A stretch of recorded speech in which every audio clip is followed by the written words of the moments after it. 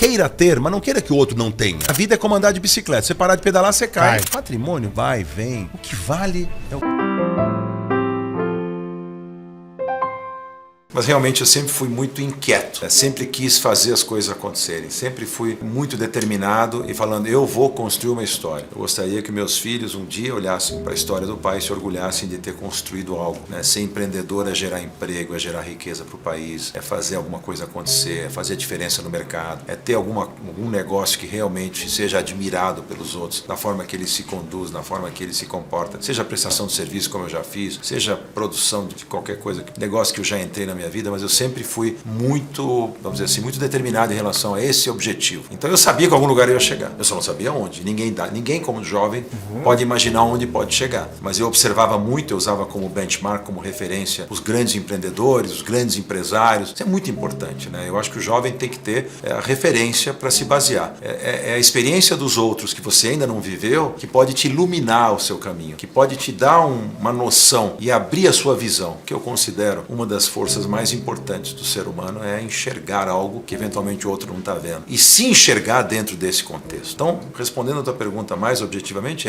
eu me enxergava em algum lugar muito grande no futuro e eu queria estar lá. Eu não vou passar essa vida para ser medíocre ou ser só mais um. Eu vou tentar ser alguém especial e para isso eu me dediquei bastante. Medo e insegurança são intrínsecos do ser humano, é natural. A gente tem medo quando está numa altura e olha para baixo e tem sensação de frio na espinha. A gente tem medo quando a gente vai enfrentar um projeto e a gente não sabe o que pode acontecer. A insegurança é natural, é super natural. Para entrar em coisa nova, sair da zona de conforto, todos esses aspectos e todas essas situações geram medo e insegurança. Quem disser, mas pode ser o Warren Buffett, pode ser o Steve Jobs, pode ser o Bill Gates, você, eu, qualquer um que está nos vendo agora, disser que nunca teve insegurança ou medo em alguma situação. Agora, como você vai enfrentar o seu medo? A coragem foi definida entre as 500 maiores empresas do mundo como um dos itens mais importantes no sucesso dela. A coragem de investir, a coragem de acreditar, a coragem de enfrentar as crises, a coragem de ter criatividade, de não desistir nunca, de ter essa determinação. Tudo isso faz parte, vamos dizer assim, da definição do sucesso. Então,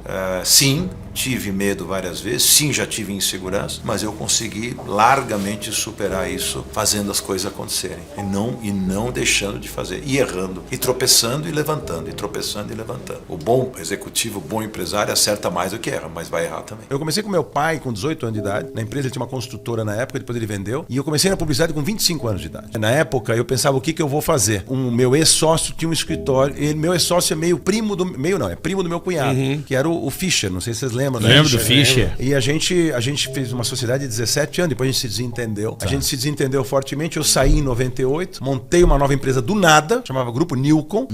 A Nilcon eu montei, esse nome eu inventei. Em 4 anos, em 2002, já era líder de mercado.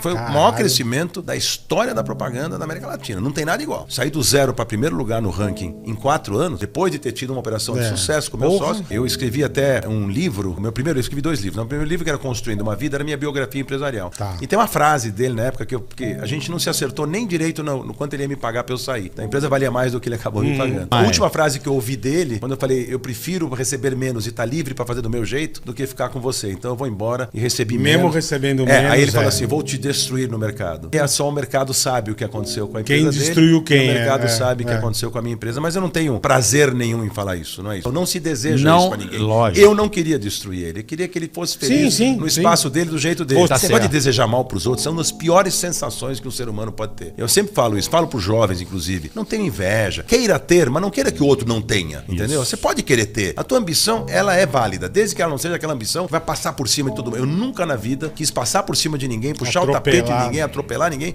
E olha que tive a oportunidade de fazer negócio e eu não quis fazer desse jeito. Eu brinco que no Brasil, ser honesto não é difícil porque a concorrência é pequena, né? Fazia umas palestras que eu agora cansei um pouco de fazer.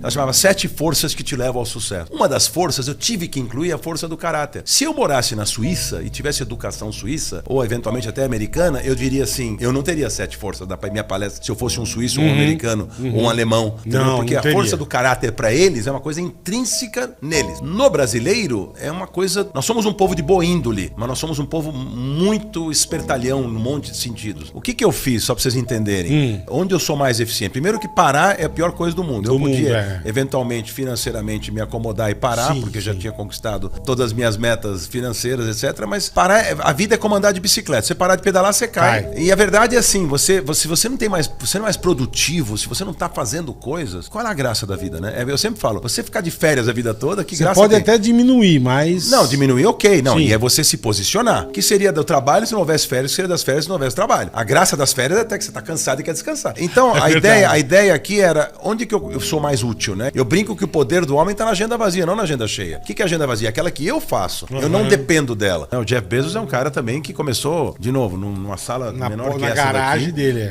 E olha onde o cara chegou e o cara conseguiu dominar o planeta, apesar dos Alibabás da vida e tudo. A Amazon ainda é a referência. Ainda é. O que eu sempre falo pros jovens também, sempre falo assim, seja curioso, queira aprender, sempre pergunte por que não. Nunca tem uma resposta não. É por que não, tudo pode ser feito. Olha esses caras como benchmark. Benchmark em inglês significa referência.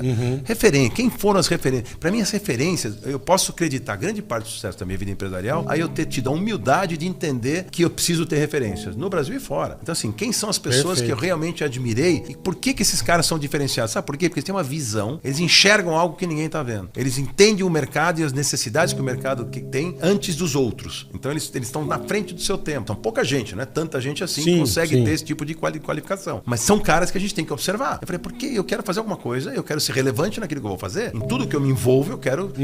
a régua é alta. Eu quero buscar o melhor possível. Do caralho. E tentar fazer o que o concorrente não está fazendo. E nunca está satisfeito. Ah, mas você nunca está satisfeito. Meus caras falavam assim, conquistamos uma nova conta. Qual é a próxima? Vambora. Eu não consigo, assim, não consigo. É sempre motivado por alguma coisa. E isso, esse drive que esses caras têm. O que esse cara precisava mais? Não O para. cara já é o cara mais rico do mundo, já tem tudo que ele quer. Então não é a questão do dinheiro, é a questão da realização. O cara já tinha Tesla, pô. Tesla, tinha tudo. Eu tô vendo outro dia. Agora comprou o Twitter. O sucesso de um empresário está em acertar mais do que errar.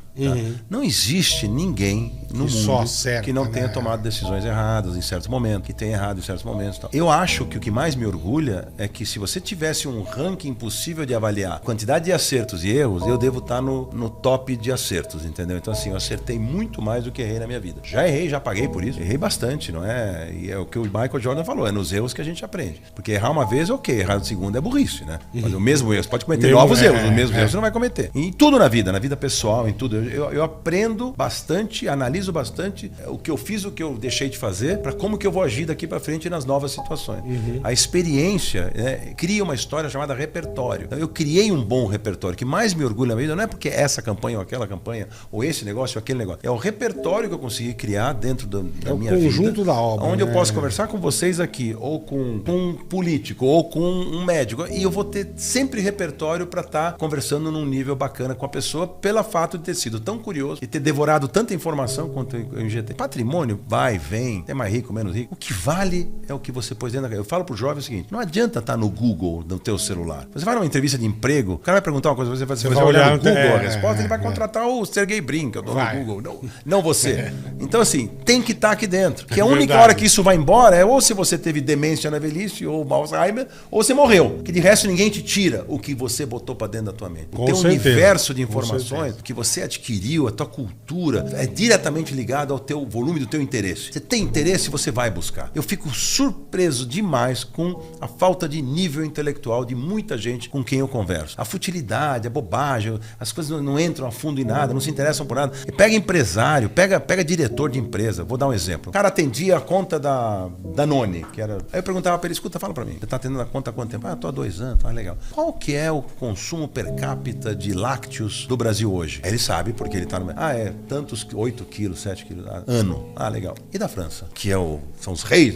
Não, isso eu não sei, Fran. Você não sabe. Isso não tem. E no mundo? E quanto que o Brasil representa? Você tem uma macrovisão das coisas? Você perguntar pro cara quem é o primeiro-ministro da Inglaterra, não sabe. Então, o nível de informação do brasileiro médio é muito abaixo do que deveria ser. E não é por falta de oportunidade, porque muitos caras, esses caras saem de uma universidade mais crus do que deveriam. A universidade te dá um currículo. A tua formação acadêmica depende de você. Porque se você quer aproveitar, você sabe que é muito legal no colégio americano, eu estudei em colégio americano, meus filhos também estudam, que eu acho espetacular essa escola. E é o seguinte, você pode decidir, o Carioca é melhor que eu, por exemplo, ou mais interessado que eu. Tá. Ele pode fazer, nós vamos passar de ano do mesmo jeito, mas ele vai escolher mais coisas para fazer. Perfeito. Ele vai escolher outras matérias, ele vai escolher Isso. ficar mais difícil Lá a você matemática monta o dele. seu, Você, de acordo Isso. com... Não é todo mundo que é igual. Perfeito. Então, assim, e eu falo, e pro jovem que tá nos ouvindo, porque eu gosto de falar com o jovem, assim, fica curioso. Se você ficar curioso, você jogar pra dentro informação, isso vai te ajudar muito lá na frente, vai fazer a diferença na tua vida. Antigamente, ser especialista em alguma coisa era bacana. Eu sou especialista nisso. Hoje, ser generalista é muito mais importante. O que você pode fazer por você mesmo é criar esse conteúdo bacana dentro de você, é você se